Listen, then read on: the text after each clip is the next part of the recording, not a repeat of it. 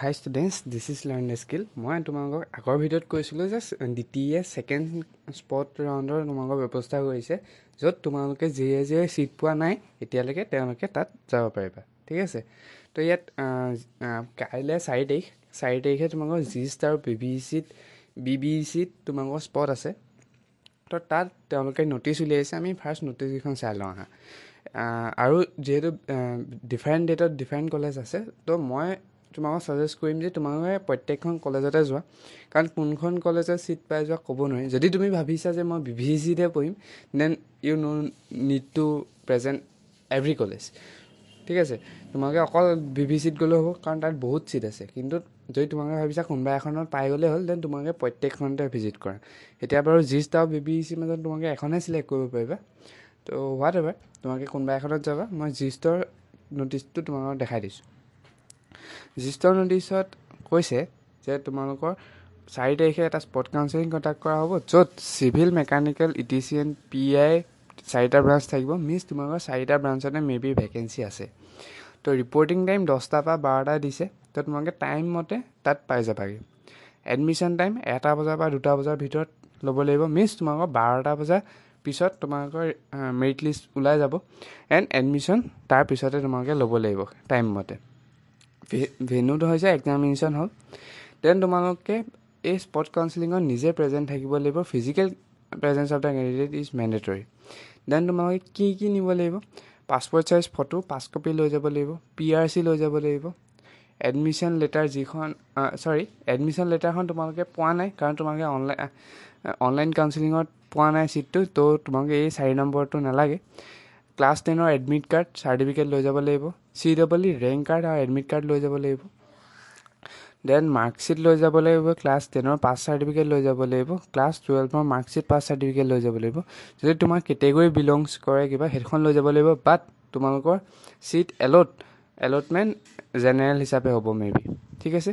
Then তোমালোকৰ যেতিয়া তোমালোকে ছিট পাবা, তোমালোকে 11,250 টকা at the time of admission তোমালোকে পে' কৰিব লাগিব, এণ্ড UPI জৰিয়তে পে' কৰিব লাগিব, বেলেগ কেছ লোৱা নাযায়।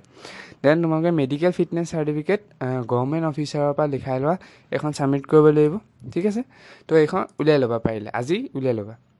দেন তোমালোকৰ এণ্ট্ৰি ৰেগিং লাগিব। এণ্ট্ৰি ৰেগিংখন তোমালোকে ৱেবছাইটত দিয়া আছে, এইখন লৈ যাবা। বহুতে কি কৰে এণ্ট্ৰি ৰেগিং নিনিয়ে, তো এইটো লৈ যাবা। এণ্ড যদি তোমালোকৰ কোনোবাই হোষ্টেল ল'ব বিচাৰে, দেন 11,000 টকা দি পেলাই হোষ্টেল সেইটো মুহূৰ্ততে লৈ ল'ব লাগিব ঠিক আছে।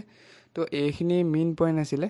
এণ্ড তোমালোকে ইয়াত যি লিখা আছে চবৰে এটা জেৰক্স কপি নিবা, এণ্ড জেৰক্স কপিটো ছেল্ফ এটেচ কৰি নিবা। ছেল্ফ এটেচ মিনছ তোমালোকে নিজৰ চাইনটো মাৰি নিবা, এণ্ড পাছপৰ্ট চাইজৰ বেক চাইডে তোমালোকৰ নামটো লিখি নিবা, মিনছ ছেল্ফ এটেচ কৰি নিবা। আৰু চব চিৰিয়েলি সজাই নিবা ঠিক আছে।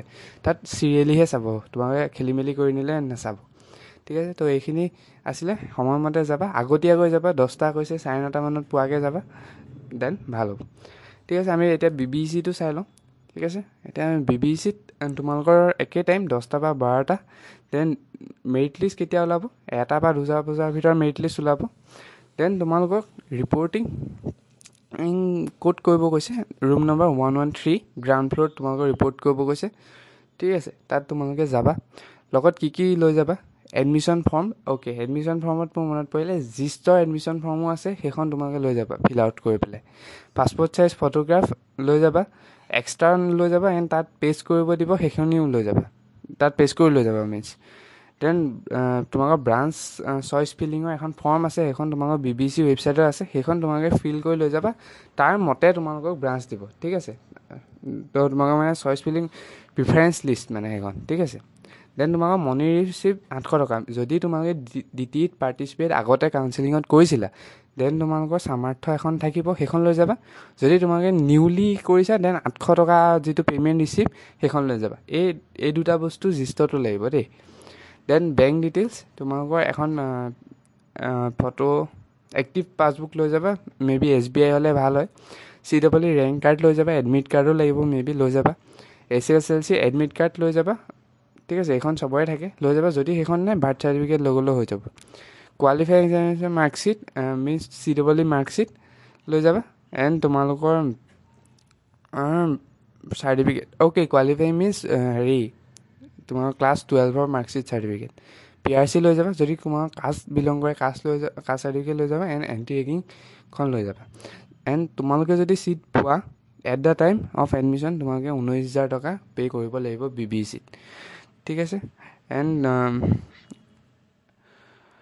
তোমালোকৰ কাৰ্ড কৈছে নে কেছ কৈছে মই ইয়াত লিখা নাই, তো মে বি তাত কাৰ্ডহে একচেপ্ট কৰিব, কেছ মে বি একচেপ্ট নকৰে, ঠিক আছে।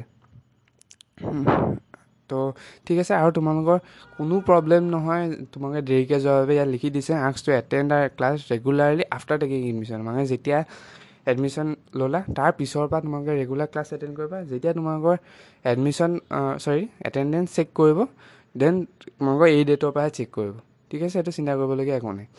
তো এইখিনি মেইন আছিলে G-STAR আৰু BBEC। তো তোমালোকে যাবা, বেষ্ট অফ লাক থাকিলে, বহুত ল' ৰেংকলৈকে যাব এইটো স্পটত। তো তোমালোকৰ সকলোৱে ছিট পোৱাৰ চান্স থাকে। তো কোনোবাই যদি ভাবিছা মই চবতে ট্ৰাই কৰিম, দেন তোমালোকে যাব পাৰা। আৰু তোমালোকে কোনখনত যাবা, BBEC নে G-STAR, তো মই ছাজেষ্ট কৰিম তোমালোকৰ ঘৰৰ ওচৰত যিখন হয় সেইখনতে যোৱা, ঠিক আছে। দুইখনত যিহেতু বহুত দূৰ দুইখন একদম বহুত দূৰ আছে, তো যিখন ঘৰৰ ওচৰত হয় সেইখনেই যোৱা, ঠিক আছে। তো সেইটো কথা। আৰু বাকীকেইখন কলেজৰ বিষয়ে মই পিছত ভিডিঅ' মানে তোমালোকক জনাই দিম। তো আশা কৰিছোঁ এইটো ভিডিঅ'ত তোমালোকৰ ডাউটবোৰ ক্লিয়াৰ হ'ল।